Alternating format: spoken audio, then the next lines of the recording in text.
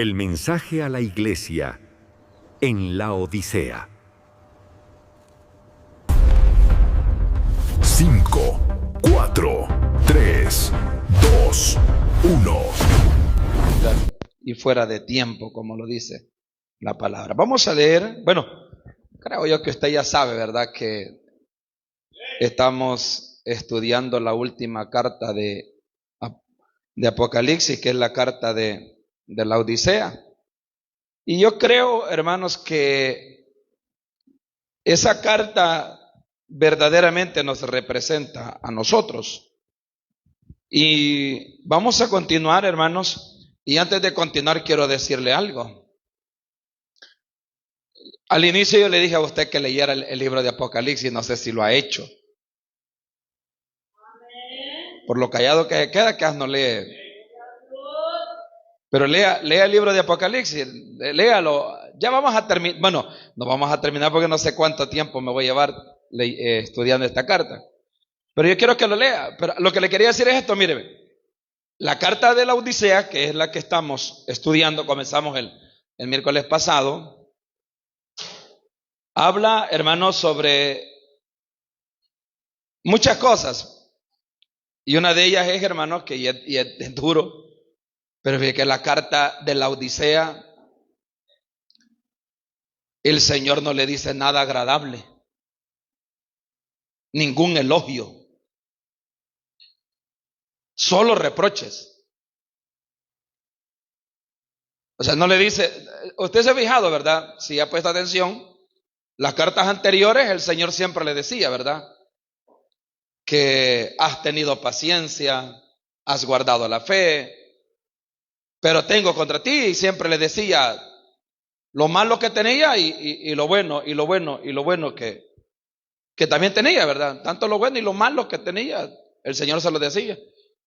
Pero a la iglesia de la Odisea no le dice nada bueno, hermano. Solo reproche. Y pensaba, hermano, y es la iglesia que nos corresponde a nosotros.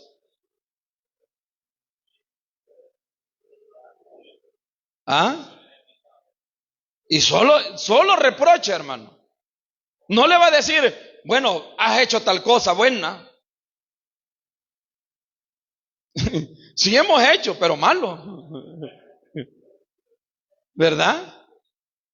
¿Y por qué le digo esto antes de darle inicio al primer versículo? Para que nos alertemos, hermano. Si esta carta, que es la última, que es la séptima, nos corresponde a nosotros, y nada bueno dice el Señor a la iglesia, lo más importante es arrepentirnos. Es lo más importante. Porque yo estaba, si vos estás sentadito, la leemos. Leámosla toda, de un solo tirón. Y ya va a ver que no le dice nada bueno el Señor a la iglesia de la Odisea. Nada. Nada bueno le va a decir. Solo garrote, hermano. Solo leño. Y es la que nos representa a nosotros. ¿Qué quiere decir esto, hermano? Que viéndolo bien, digo yo, que la iglesia en los últimos tiempos iba a decaer. Y ha decaído tanto que el Señor tiene que reprenderla duramente. El Señor dijo unas palabras, y por haberse multiplicado la maldad, el amor de muchos se va a enfriar. Pero el amor no hacia la familia o el esposo o la esposa, el amor hacia las cosas de Dios, ¿verdad? Y hay una frialdad a las cosas de Dios que yo me espanto, hermano. Yo me asusto, ¿verdad? Poco oración, poco ayuno. Viene tarde para no orar 15 minutillos y todavía viene tarde. Y son líderes. Lo que me molesta es cuando pasan al púlpito a querer apantallar. Ahí me molesta. Yo soy yo. Pero ahora imagine Dios, hermano. Nada bueno nos va a decir el Señor. Yo he estado, todito el día he estado meditando en esta carta y dije yo, ten misericordia de nosotros y del mundo entero.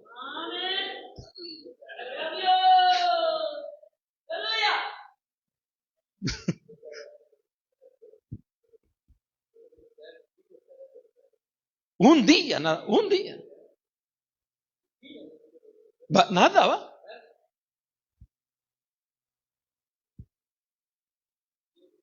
Esto está comenzando suavecito, pero mientras nos vamos a ir adentrando, esto va a estar duro. Leámosla, tranquilo ahí sentadito para que no se vaya a caer desmayado. Ya si se cae, pues ya está en la sillita, ¿verdad? Sentadito. Ahora, pero aquellos que aún solo leyendo esta carta no sienten ni frío, estos están peores que nosotros todavía. Porque si aquí hay alguno que solo leyéndola, no explicándola, no estudiándola, no siente absolutamente nada. Pero ni cosquilla, dice la hermana. Ese está más muerto que los muertos. Leámosla, pues. Tranquilo, ¿verdad? ¿Ya le encontraron? Apocalipsis 3:14 estamos. Vamos pues. Hay una ahí primero. Y escribe al ángel de la iglesia en la Odisea. Ese es el pastor, ¿verdad? Ya lo explicamos eso. He aquí el amén, el testigo fiel y verdadero, el principio de la creación de Dios, dice esto. Aquí viene ya. No le dice algo bueno. Mire cómo comienza. Yo conozco tus obras, que ni eres frío, por lo menos frío, ¿verdad? Ni caliente. Ojalá fueses frío o caliente. Pero por cuanto eres tibio y no frío ni caliente, te vomitaré de mi boca. Porque tú dices, yo soy rico y me he enriquecido y de ninguna cosa tengo necesidad. Y no sabéis que tú eres un desventurado, miserable. Quiero que digas la palabra duro, miserable. ¿Tiene valor decírselo al que tiene la par? No, pues si es lo que la Biblia dice, lo estoy diciendo yo, pues. Miserable, pobre, ciego y desnudo. Por tanto, yo te aconsejo que de mí compres oro refinado en fuego, para que seas rico, y vestiduras blancas para vestirte, y que no se descubra la vergüenza de tu desnudez. Y unge tus ojos con colirio, para que veas. Yo reprendo y castigo a todos los que amo. Amén, aleluya. Sé pues celoso y arrepiéntete. He aquí yo estoy a la puerta y llamo. Si alguno oye mi voz y abre la puerta, entraré a él y cenaré con él y él conmigo.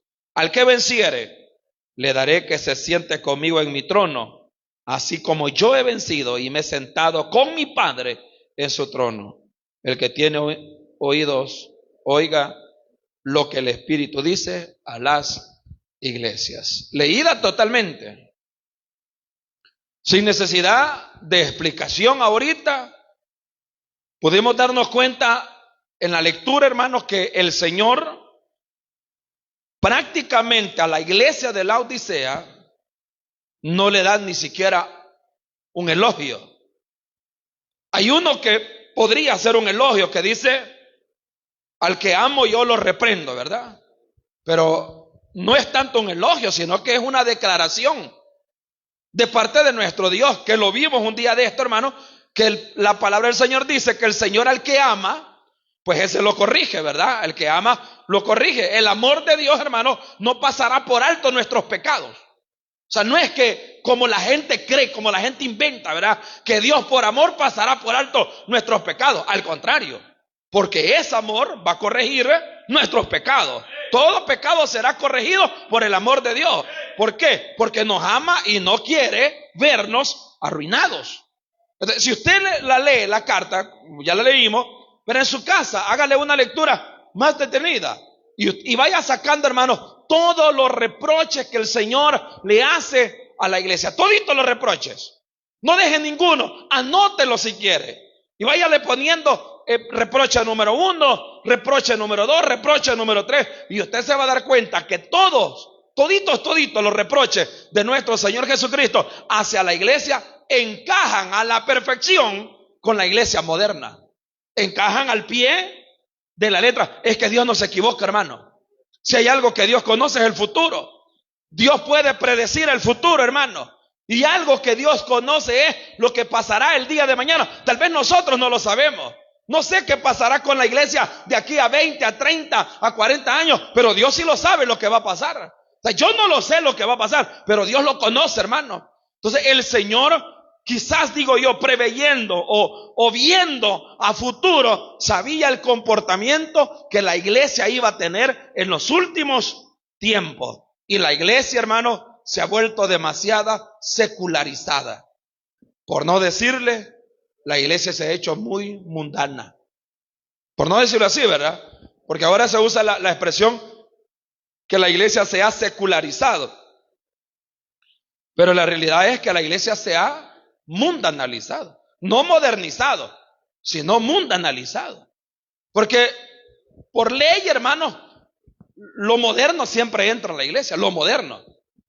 Porque hace varios años, digamos 100 años atrás, no existían bocinas, no existían, o tal vez existían, pero pocos los tenían. Pero ahora se usan, ¿verdad? Pero esa es la modernidad. Pero la mundanalidad es que las iglesias comienzan a practicar lo que el mundo hace. Eso ya no es lo mismo. No es lo mismo modernizarse que hacerse mundano.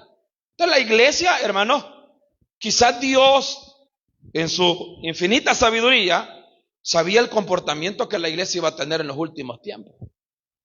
Y dijo él, ¿verdad? Esta iglesia que represente pues a la iglesia final. Porque estamos, hermanos, al filo ya de la navaja. Ya estamos quizás pronto, hermano, el Señor va a venir por la iglesia de él. Y tenemos que estar listos para irnos con él, hermano. Que no nos haya dormidos, ¿verdad? Pero también sabe qué dice aquí, que no nos haya desnudo, que no nos haya desnudo a nosotros. Y no lo tome como algunas iglesias que duermen con ropa, ¿verdad? Hasta con camisa manga larga y solo le falta ponerse corbata para dormir y zapatos burros para acostarse, porque dice que cuando Cristo venga no lo vaya a encontrar desnudo. No está hablando de eso. No habla de estar desnudo en ese sentido. Habla de estar desnudo espiritualmente. Entonces, vamos al primer versículo, el versículo 14. ¿Qué tenemos, hermano, en el versículo 14? Vamos a ir despacio, hermano, despacio, porque yo prisa no tengo. Vamos a ir despacio, no se preocupe. No vamos a correr, porque esta carta, hermano, que es la carta que nos representa a nosotros, es la carta que tenemos que, bueno, todas las teníamos que haber explicado muy bien, ¿verdad? Pero siempre quedan cosas que no explicamos por motivos de tiempo. Entonces vamos al verso 14. ¿Qué es lo que tenemos en el verso 14? En el verso 14 tenemos la presentación de Jesucristo a la iglesia. O sea, en otras palabras, cómo se presenta Jesús a la iglesia. Eso es lo que tenemos. O sea, cómo se le presenta a Jesús a la iglesia. A cada iglesia se le presentó de una manera diferente. Desde Éfeso hasta la iglesia de la Odisea, el Señor se le presenta de una manera diferente, de una manera distinta. A las 7 iglesias se les presenta de una manera. Algunos les decía, ¿verdad? El que tiene las 7 estrellas, el que anda en medio de los candeleros, el primero y el último, el que tiene la llave de David, el que abre y nadie cierra, o cierra y nadie abre. Él siempre tuvo su manera de presentarse a la iglesia y se presentaba de acuerdo a la condición de la iglesia. O sea, de acuerdo a cómo la iglesia era. Esa era la condición, ese era el título que el Señor se ponía para presentarse a la iglesia. Entonces, ¿cómo se presenta el Señor? El Señor se presenta de 3 maneras a la iglesia de la Odisea. La primera es el amén. Este no es una conclusión. Este es un título de Cristo. Cristo tiene, hermanos, en la Biblia Cristo tiene muchos títulos. Y se le llaman, hermano, oiga esto, y a los títulos que se le ponen a Cristo se le llaman títulos mesiánicos, que lamentablemente muchas Biblias modernas los han perdido. Por ejemplo, a Cristo se le conoce como el Hijo del Hombre. ¿Sabía usted eso? El Hijo del Hombre. Ese es un título mesiánico. O sea, que habla del Mesías. Por eso en el Antiguo Testamento usted va a ver la expresión Hijo de Hombre. ¿Qué es el Hijo del Hombre? Para que tengas de él memoria. Entonces, todos esos títulos, hermanos, se les llaman títulos mesiánicos. Así se les llama. No solo ese, sino como la palabra Mesías o el Cristo. Son títulos mesiánicos. Entonces aquí, hermanos, en el verso 14, nosotros tenemos un título para el Señor. Y es que Jesús se pone el Amén. Él es el Amén. Él es el Amén. Él es el Amén. No es que Jesús esté diciendo amén, sino que Él dice que Él es. Él es. No sé si me entienden. No está diciendo amén Él. Nosotros decimos amén, pero yo no soy el amén. El amén es Cristo Jesús. Ese es un título, hermanos, que el Señor Jesucristo se pone. Y cuando nosotros oímos la palabra amén, aunque la hemos escuchado miles de veces o millones de veces hemos escuchado la palabra amén, a veces poco sabe qué significa esa palabra. La palabra amén, hermanos, cuando nosotros hablamos de la palabra amén, podríamos decir varias cosas. Entre ellas podríamos decir así sea, que es la más común, ¿verdad? La palabra amén es una expresión, es una palabra que podríamos decir así sea. También, hermano, cuando decimos amén, podríamos decir ciertamente. Cuando decimos amén, podríamos decir que algo es verdad. O cuando decimos amén, también estamos afirmando algo. Cuando uno afirma algo en el sentido litúrgico, uno siempre cierra con la palabra amén. ¿Por qué? Pero el amén, hermano, que uno dice, tiene que estar basado en la veracidad de la palabra que se está hablando. Porque hay un problema. Hay gente que le dice amén a todo, y no a todos se le dice amén. Pues la gente viene y dice aquí, se para aquí, hermano, cuando yo era bolo, amén, dice la gente. Eso no lo tiene que confirmar usted. Ese es un error. Hermano, cuando yo tenía 4 mujeres, amén, dice la gente. Eso no, usted no tiene que decir amén allí. No, porque solo se confirma aquello que es verdadero, aquello que es puro y aquello que es santo. Solo eso se confirma. Cuando hay una palabra de Dios desde el púlpito y la palabra está basada bíblicamente, ahí sí decimos, ¿cómo decimos nosotros? Amén. Pero yo me pongo aquí, ay hermano, mire, cuando yo era bolo, amén, dije la gente. Cuando era drogadicto, amén, dije la gente. No, usted no tiene que confirmar solo por confirmar. Esa palabra, hermano, es una confirmación de que lo que se está diciendo, eso es verdadero, eso es real. Si yo digo, hermano, que Cristo salva, ustedes tienen que responder amén. Si yo digo, ¿verdad?, que Cristo va a regresar por segunda vez, usted tiene que responder. Y si la palabra del Señor dice y nosotros gritamos que todo aquel que no se arrepiente irá a parar al infierno, ¿cómo respondemos nosotros? Y si yo digo que yo quisiera tener 4 mujeres, ¿qué dijera usted?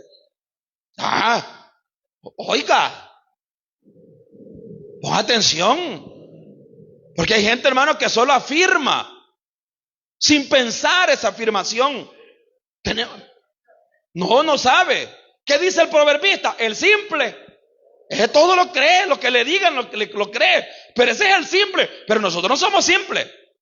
La palabra del Señor dice que nosotros somos sabios.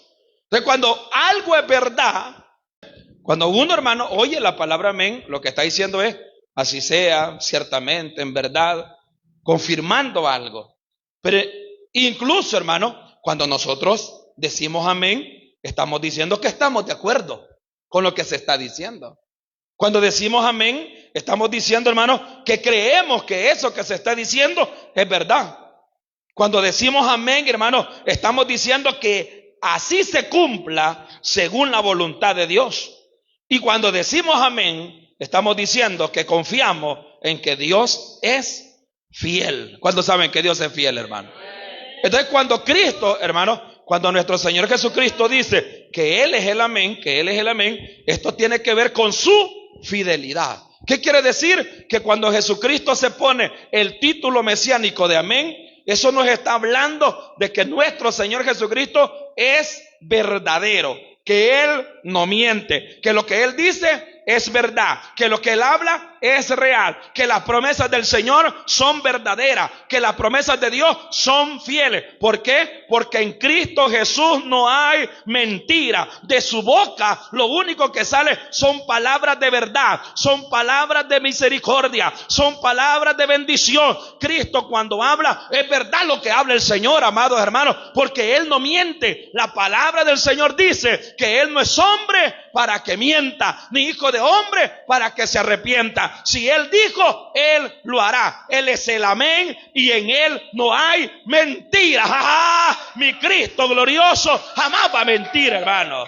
Jamás va a mentir. Y lea conmigo 2 Corintios 1:19. 2 Corintios 1:19. Cristo es la garantía absoluta de cada promesa de Dios, hermano. Todas las promesas de Dios y todo el Antiguo Testamento se cumplió en Jesucristo, que es el amén. ¿Cómo dice 2 Corintios 1:19? Porque el Hijo de Dios, Jesucristo, que entre vosotros ha sido predicado por nosotros, por mí, Silvano, que es el mismo Silas, y Timoteo, oiga, no ha sido sí y no. ¿Sabe qué quiere decir eso? Que la predicación no ha sido sí y no. ¿Cómo? Con duda, con incertidumbre. Lo que Pablo predicaba, lo predicaba con seguridad, sabiendo que lo que hablaba era verdad.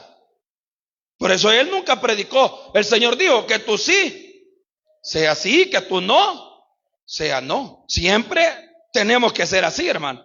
Verso 20.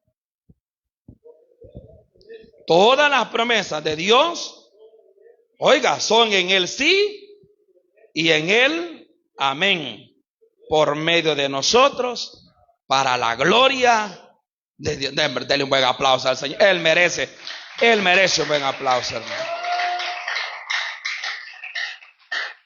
La segunda frase que tenemos es que dice que Él es el testigo fiel y verdadero. Y este título, mire, el primer título tiene que ver con su fidelidad.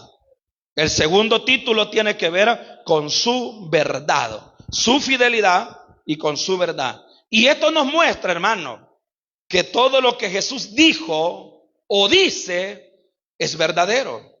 Él no puede mentir ni tampoco puede equivocarse. Por eso, oiga lo que le voy a decir. Por eso, si alguien le dijo algo a usted en nombre de Jesús y no se cumplió, el mentiroso no es Jesús. El mentiroso es el que habló en nombre de Jesús. Por eso tenga cuidado cuando la gente le diga: el Señor me ha mostrado, me ha dicho que te diga esto. Porque si no ha sido Él, está en problema por mentiroso. Porque Jesús no puede mentir, porque Él es el testigo fiel y verdadero. Él no es testigo falso. Los que le pusieron, cuando lo iban a condenar a nuestro Señor Jesucristo, los testigos que le pusieron eran falsos.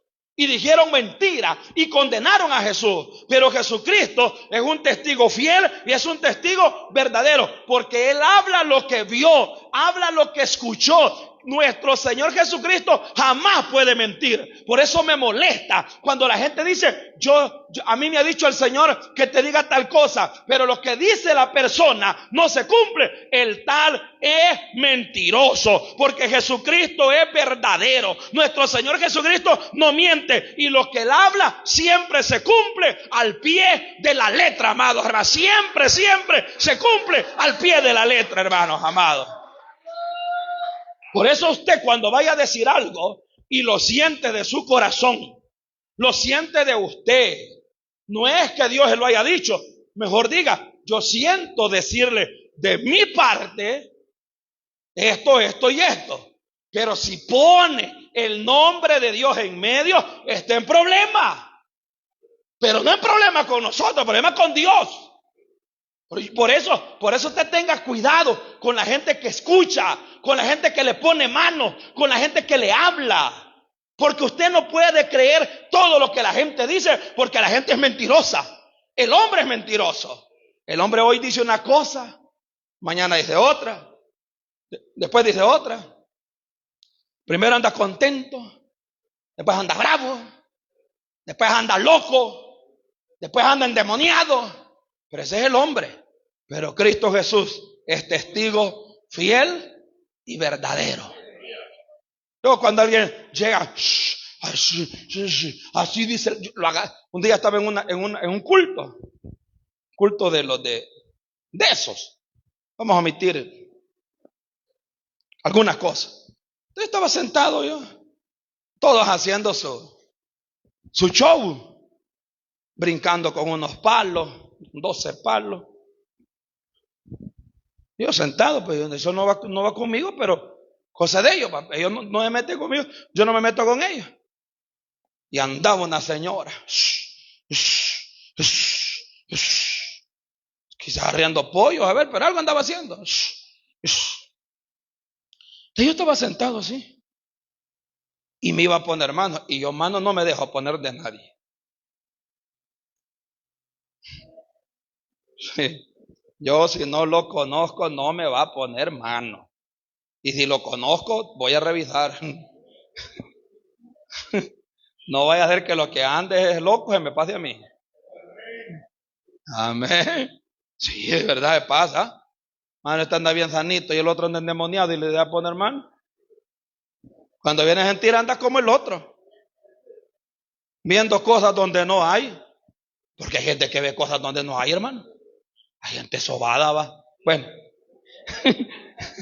Estaba sentado. Cosa de ellos, yo los vine a acompañar, cosa de ellos. Sentado sin decir nada, sin criticar ni nada, sentado. Entonces llegó la señora y me iba a poner mano. Y cuando me iba a poner mano, se la agarré. Le agarré la mano. Sí, la agarré y con fuerza. Y la sangoloteé. Abrió los ojos. Si lo que me va a decir viene de Dios, dígalo. Y si lo que me va a decir es mentira, le va a caer juicio. Y salió para otro lado.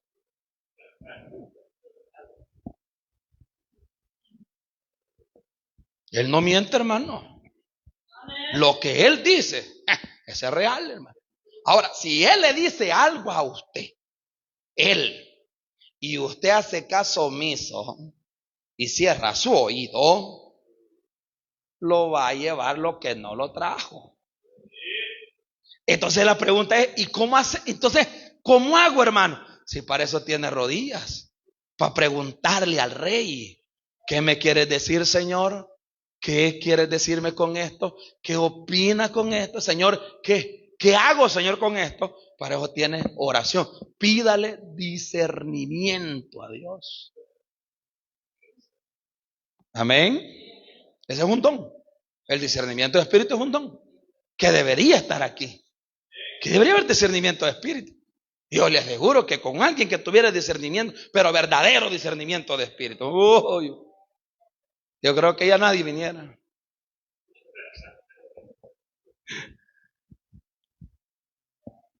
No, tal vez sí, porque como yo digo una cosa, hermano, es mejor pasar una vergüenza aquí. Si anda mal, ¿y qué va a hacer? Pues sí, si anda mal. Amén.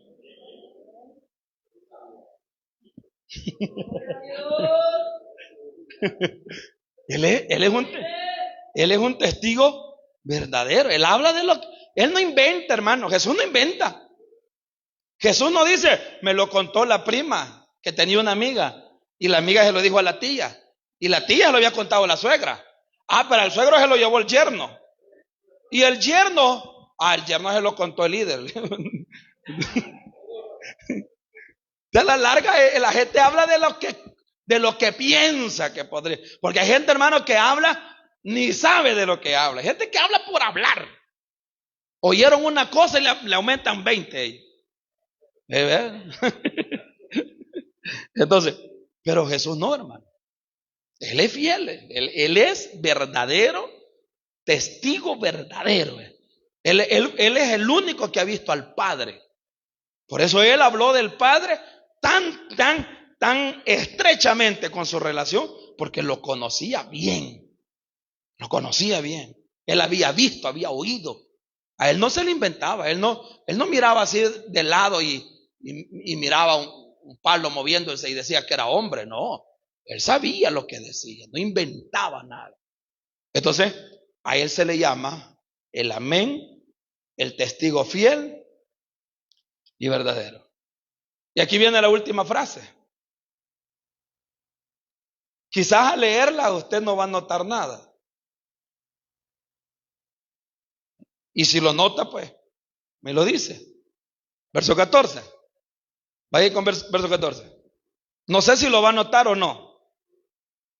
¿Cómo dice el versículo?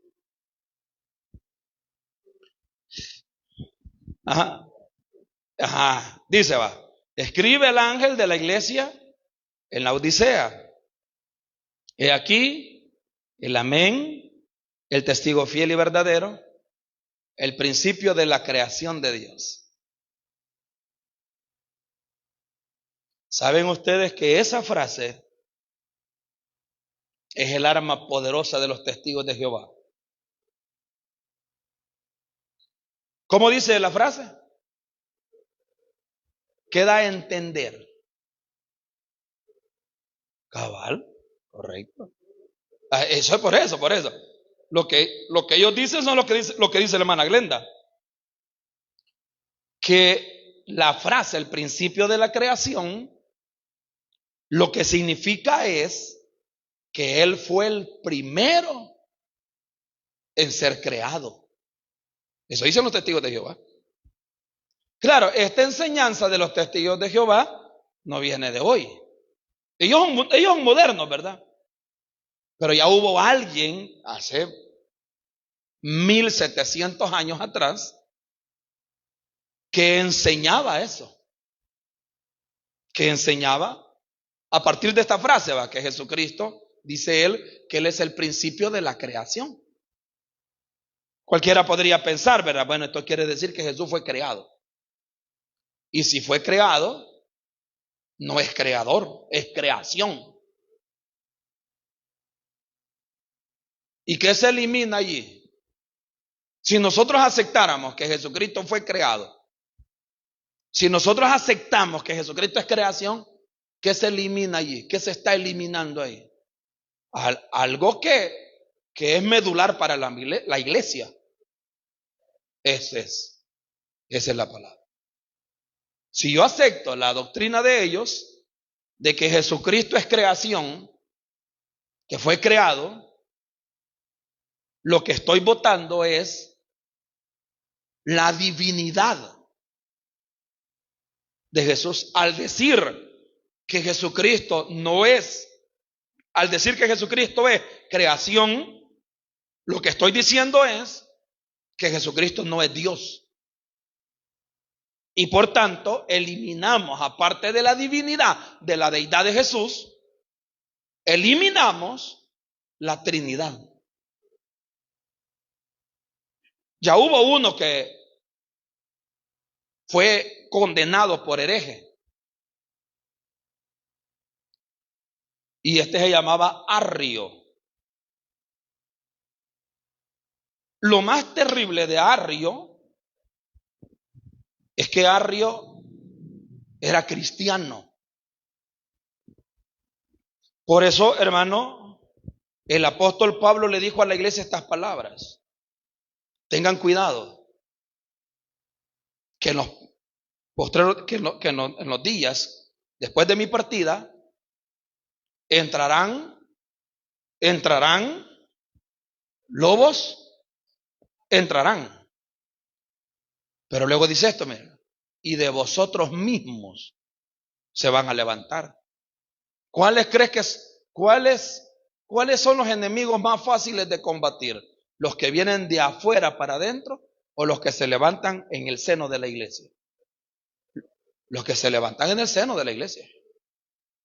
Es eso. Entonces Arrio era un presbítero. Arrio era un elocuente enseñador. Arrio no era, hermano, no es que Arrio era algún loco que andaba por la calle y sin saber lo que decía. No, Arrio era presbítero, pastor, enseñador, teólogo. Eso era Arrio. O sea, Arrio no era cualquier, y perdone, hermano, pero no es con aras de ofender, sino para hacer la comparación. O sea, no era un hermanito pues que llegaba y se sentaba y pasaba desapercibido y no hacía nada en la iglesia. No, Arrio era presbítero. Entonces Arrio llegó a una conclusión con esta frase. Y la conclusión de Arrio fue la que dio forma a decir que Jesús no era Dios, sino creación. Arrio es el primero. Por eso usted va a ver que a partir de Arrio es que a todos aquellos que niegan la divinidad de Jesús se les llama arrianos. Y decía Arrio, ¿qué afirmaba Arrio? Cuatro cosas eran lo medular de Arrio. Arrio decía, el Padre es el único Dios verdadero y eterno. Y en eso estaba en lo correcto Arrio. Que el Padre es Dios verdadero y eterno. Y eso es real. Por eso las herejías tienen poder. Porque las herejías tienen un poquito de verdad. Ese poquito de verdad es el que engaña a la gente. Arrio decía, el Padre es el único Dios verdadero y eterno. Eso lo decía Arrio. Aquí fracasaba Arrio, porque Arrio decía, el Hijo, o sea Jesús, fue creado por el Padre. Ahí fallaba él. Porque Jesús fue engendrado, mas no creado. Y decía Arrio que hubo un tiempo, Arrio decía que hubo un tiempo, hermano, cuando el Hijo no existía. Eso decía Arrio, que hubo un tiempo en la eternidad que el Hijo no existía. Existía solo el Padre, pero no el Hijo. Y luego culminaba su enseñanza diciendo, Arrio, que el Hijo no comparte la misma esencia divina con el Padre. Esas cuatro cosas que yo le acabo de mencionar, que son las medulares en la enseñanza de Arrio, fue lo que la iglesia combatió. Y nace lo que usted conoce como el credo apostólico. El credo apostólico es de la iglesia, no es de la iglesia católica. El credo apostólico es de la iglesia. Eso lo deberíamos de aprender nosotros. Claro, no se vaya a terminar persinando de último, pero... Y la iglesia católica lo ha modificado, porque hay una frase que en el credo original no aparece, sino que es un invento de ellos. Cuando dice creo en la iglesia católica, y ellos dicen la Santa Iglesia Católica, Apostólica y Romana. Eso ya no lo dice el credo, es de invento de ellos. Se lo digo porque yo tengo el credo original. No es que lo tenga en físico, hermano, y que me lo hayan regalado, sino que lo tengo en la computadora. Está el credo original en computadora. Por eso sirven los teléfonos inteligentes, para eso. Para estar investigando, analizando. Memes para viendo, chistes para... Bueno. Y hasta los viejitos están inmersos ahora en eso. Hoy me he asustado yo. Viejitos aquí haciendo TikTok, hermano. Pero nos fuimos por otro lado. Dejemos eso ahí. Ese era un comercial nomás.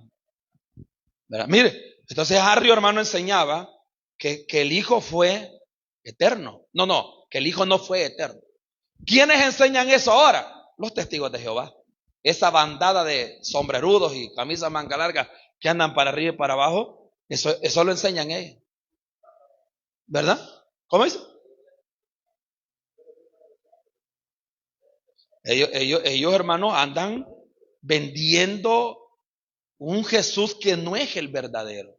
Y usted tiene que estar preparado para eso. Usted lo debe de recibir. Recíbalo y salga con la espada. ¡Fla, fla, fla, fla! ¿Quiere más? Dígale. Pero si a decir Génesis 1:1 viene toda la vida. Si no lee la escritura. Ellos, venga las enseñanzas. Ellos, ahí andan, ¿verdad? ¿Sabe qué me dijo a mí uno de ellos? Me dijo, pero que Jesucristo es el ángel Miguel, me dijo. El arcángel Miguel es el hijo, me dijo. Y yo le dije, si usted me lo prueba con la Biblia en este momento, me voy con usted. Ya tengo el bolsón, le dije yo. Solo me da las atalayas, ahorita me iba a desfojear la Biblia, si iba para un lado, si iba para otro, si iba para otro. Y yo parado esperándolo ahí. Sigo esperando, mi hermano. Y va para un lado y para otro. Y al final encontró un versículo que está en Judas. En Judas dice, ¿sí ve? Cuando el arcángel Miguel contendía por el cuerpo de Moisés con el diablo. Y ahí donde dice que Jesús es el arcángel Miguel. Bueno, mire, me dijo, no lo dice, pero y digo, allá voy, hermano. Y lo chapodé. Sí. Y cuando se me quería ir, lo jalaba. Véngase, hablemos. La Lore me decía, déjalo que vaya. Agarrémoslo aquí. Y me dijo así bravo, voy a regresar, me dijo. Aquí lo espero. Me mandaron para Sitio Grande y todavía lo estaba esperando allá yo. Nunca llegó.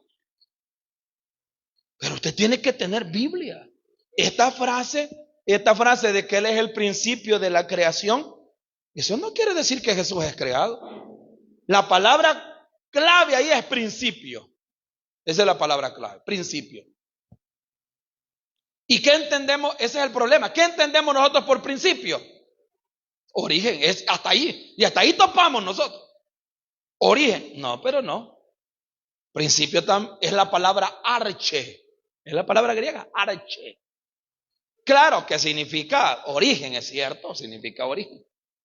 Pero también esa palabra se usaba para hablar de lo que se conoce, hermano, como la causa de algo. Cuando uno dice, este es el principio de algo, es el origen, la causa. Lo que está diciendo el versículo es que nuestro Señor Jesucristo es la causa. ¿La causa de qué? De la creación. Él es la fuente de la creación. Y yo le voy a dar versículos ahorita. Solo si alguien ya se quiere ir, hermano, no hay ningún problema, se puede ir, ora y se va hoy. Sí, no vaya a ser, sí, vaya. Le voy a dar varios versículos de la Biblia que muestran que Jesucristo es la fuente de la creación de Dios y que Él es eterno. Comencemos.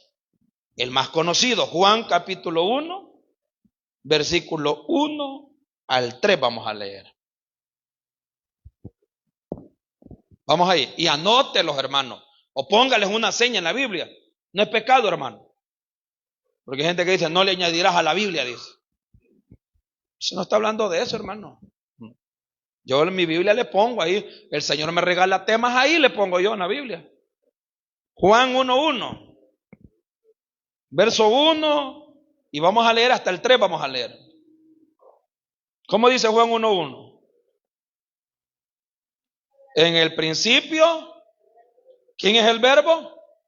Vaya, en el principio era el verbo y el verbo era con Dios. Y oiga esto, y el verbo era, ¿sabe cuál es el problema de los testigos de Jehová con este verso? Ellos les da guerra este versículo. Entonces, ¿sabe qué han hecho ellos? Torcer el versículo. Ellos dicen, en el principio era el verbo, y el verbo era con Dios, y el verbo era un Dios. Eso tergiversa el versículo, y tergiversa la Biblia, toda la Biblia. Porque no hay más que un solo Dios, hermano. Cuando yo digo un Dios, estoy diciendo que hay más todavía. Aparte de Dios, hay más todavía. Y más, no hay más dioses. La gente inventa sus pedazos de dioses, pero esos no son dioses. Dios es el que nosotros adoramos. Ese sí es Dios. Ese sí. Ellos no, ellos dicen un Dios. No, pero el verso no dice eso. El verso dice, y el verbo era, era en el principio con Dios. Oiga, la misma palabra, el arche con Dios. Todas las cosas por Él. Y sin Él, nada de lo que ha sido hecho fue hecho. ¿Quién hizo todas las cosas? No dice eso el verso de que ustedes no están leyendo. Lo voy a leer rápido para que lo entienda. En el principio era el verbo, y el verbo era con Dios, y el verbo era Dios. Era en el principio con Dios. Todas las cosas por Él. ¿Quién es Él? El verbo. Todas las cosas por Él fueron hechas, y sin Él nada de lo que ha sido hecho fue hecho. ¿De quién hizo las cosas? Él. ¿Y quién es Él? Cristo. Por eso Él es el principio. Es el principio. Él es la fuente. Él es el origen de la creación. Todo lo que existe, existe porque está Cristo Jesús, hermana. Merece un buen aplauso el Señor Jesucristo. Ahí tiene uno ya. Cuando le lleguen los testigos de Jehová a decirle que Jesús no es Dios, Juan 1, 1 al 3. Segundo versículo. Tito capítulo 2, verso 13. 2:13 de Tito. Póngalos ahí al margen. Le van a servir. Tito 2:13. ¿Cómo dice? Aguardando la esperanza bienaventurada y la manifestación gloriosa de nuestro gran Dios y Salvador. ¿Es o no es Dios, hermanos? Si es Dios, no tiene principio y no tiene. ¿Se acuerdan que él lo dijo en Apocalipsis? ¿Qué dijo él? Yo soy el alfa, el omega, el primero y el último, el que vive y nunca va a morir. Anótelo allí. Hebreos 1:8. Vamos rápido, pues. Le van a servir porque allá anda una bandada sembrando veneno. Me dijo un hermano un día, Galán, me dijo, por lo menos ellos andan haciendo algo, vendiendo veneno. Eso andan, regalando veneno. Mire que yo me voy con bolsitas de tamarón, ¿verdad? Por lo menos andan regalando algo, ¿verdad? No, hermano, no. Porque la gente se dice, pero por lo menos andan evangelizando. Eso no andan evangelizando, eso andan sembrando veneno. ¿Qué dice Hebreos 1? ¿Qué le dije? 1:8. Más del Hijo dice. Oiga, dele. Ajá. Cetro. Cetro es una vara de autoridad. Lean el versículo bien, hermano. Miren, léanlo bien. Pónganle ahí atención a ese versículo, es poderoso. ¿Saben quién está hablando? ¿No sabe quién está hablando? Dios, el Padre. Y el Padre está hablando. ¿Y qué le dice el Hijo? Oiga, más del Hijo tu trono. ¿Qué está diciendo el Padre? Que el Hijo es el Padre. ¿Cómo se atreven estos ingratos a decir que Jesús no es Dios cuando el mismo Padre dice tu trono, oh Dios, por el siglo? Esta es una frase que hace referencia a lo eterno. Cetro de equidad es el cetro de tu reino. Le doy el último. No es porque no haya más, ¿verdad? Hay mucho más.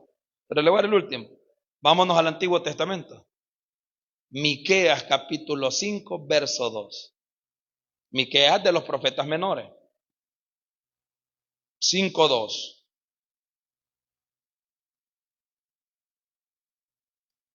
Yo les di los versículos, ya si ellos se lo llevan a usted, ya es problema tuyo.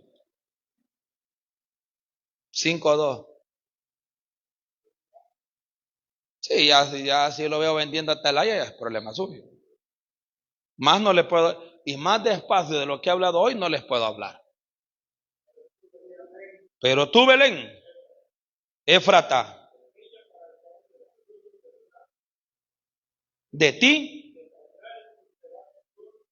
aleluya. ¿Desde cuándo es el principio del Hijo del Hombre? Y cuando dice que sus salidas son desde el principio, ¿qué quiere decir? Que Jesús en el Antiguo Testamento salía, visitaba. Solo el que no tiene ojos de revelación no lo ve. Pero él sí lo ve. Pero aquellos que tienen ojos de revelación lo ven.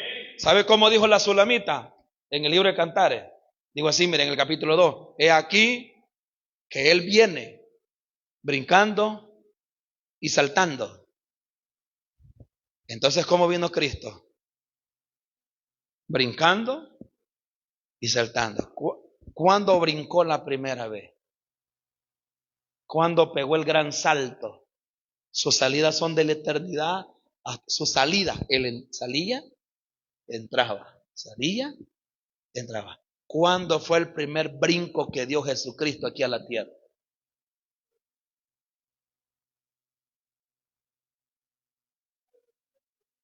Hasta allí. Antes de eso no había venido. Si es desde el principio, ajá, por eso. Pero ¿cuál es el primer brinco que da Cristo Jesús? Mire, hoy ya no nos vamos, tranquilo. Cuando vistieron al primer, para poderlo vestir de pieles de animales, ¿qué tuvieron que hacer? ¿Sacrificar a quién? Al animal, al inocente, porque el pecador era Adán. Y lo sacrificaron al animalito para vestir al pecador. Ese que está allí es Cristo Jesús. Es su primer salida. Y luego vuelve a brincar hasta la Pascua de Éxodo. Iban a matar el cordero y a poner ¿qué? La sangre del cordero, ¿a dónde? Para que el ángel de la muerte, ¿a quién tipifica allí? Luego vuelve a saltar mi Cristo Jesús. ¿Y hasta dónde salta? Un día que le dijo Dios a un hombre: vas a sacrificarme a tu único hijo. Sale para el monte Moriah. Lo iba a matar. Bueno, en su corazón lo hizo. Pero le dijo: Abraham, no le hagas daño. Ahora sé que tu corazón es recto y temeroso para conmigo. Date la vuelta, le dijo. ¿Y sabe qué vio? Fue a Cristo Jesús. Allí lo vio. Por eso dijo Jesucristo: Abraham vio mi día y se gozó. Así dijo Abraham. Abraham vio mi día y se gozó. Él siempre. Y vámonos más. Otro brinco, pues. El día que ellos tienen una gran necesidad de agua. Y dice que le dijo el Señor: vete al monte, no vete para Oré, ahí está la piedra. ¿Y sabe cómo dijo el apóstol Pablo? Y esa piedra que le seguía es Cristo Jesús. Es que si usted no ve a Cristo Jesús en el Antiguo Testamento, lo está leyendo mal. Cristo camina en todo. Hay una línea del Mesías en todo el Antiguo Testamento, tanto que él dijo estas palabras: escudriñad las Escrituras, porque ellas son las que dan testimonio. ¿A dónde veo a Jesús yo? Lo veo en el Cordero Pascual. Lo veo en la roca que les daba agua. Lo veo en el tabernáculo. Lo veo en la onda, en la piedra que tiró David para matar a Goliat. Quien mató a Goliat fue la piedra. Y la piedra es Cristo Jesús. Allí veo yo a Jesús de Nazaret. Por eso es la salida de él. Él no tiene principio. Y claro, Y claro, el salto más grandioso que dio él, el día que brinca al vientre de una jovencita virgen. No, hombre, qué privilegiazo el de María. Mi hermano, ese privilegiazo de María no fue de cualquiera. Para ser escogida esa mujer, esa mujer era santa. Claro, no me voy a poner ahí, ¿verdad? Pero esa mujer era santa.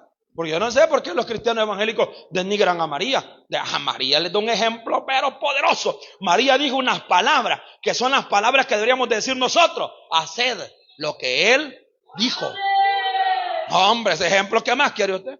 Pero ese día que brincó al vientre de la madre, ese día fue glorioso, hermano. Yo me gozo porque vino Cristo eso.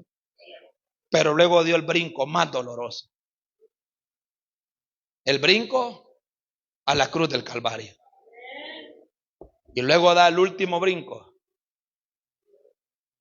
De la tumba se levanta y asciende al cielo. Y regresa a él. Aleluya. Y regresa a él. Por eso Miqueas dice que sus salidas son de la eternidad hasta la eternidad. Pero el brinco más doloroso de mi Jesús fue el que dio en la cruz del Calvario. Ese fue el más duro que le tocó. Por eso yo le digo, él no tiene principio. No tiene origen. Él es el origen. Y todas las cosas fueron creadas por él y para él y para gloria de él. Entonces él es el primero y el último.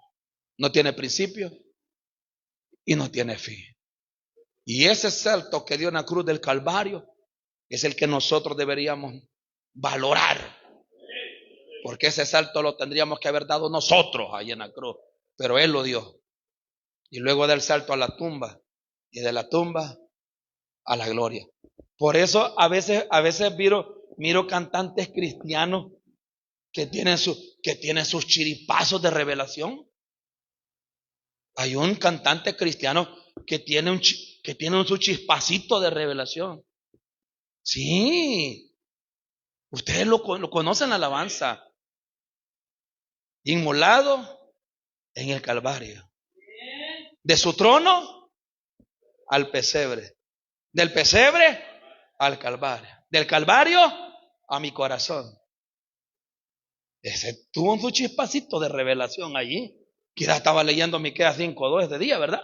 Medio, porque los cantantes de hoy salen con unas barrabasadas, hermano. La tortilla se quemó y mi mamá la sacó. ¿Qué me va a andar edificando esa basura a mí, hermano? Pero ese día, ¿cómo se llama ese cantante? ¿Darío? Darío creo que se llama ese cantante, creo que Darío se llama. Bueno, no sé, sí, Darío se llama, ¿verdad? No, César Darío, ¿no? César Darío, bueno, César Luis, digo, no, pero Darío se llama, ¿verdad? César, bueno, así se llama él. Ese día tuvo su chispazo. Es como una vez Marco Gui tuvo su chispacito de revelación cuando cantó Dios de pacto, que guardas tus promesas. Claro que es Dios de pacto. Pero Joel ese día tuvo eso. Vaya a verlo hoy. Bueno, ella con el Papa cantando. Pobrecito. No, también tuvo una revelación cuando hizo alabanza el Salmo 42. Como el siervo busca por las aguas, así clama por ti el alma. No, hombre, ahí se mandó el muchacho. No, pero es hermoso. Sí, es de Marco Witt. Hermosísimo. Algunos medios, sus chispaditos. ¿Y usted?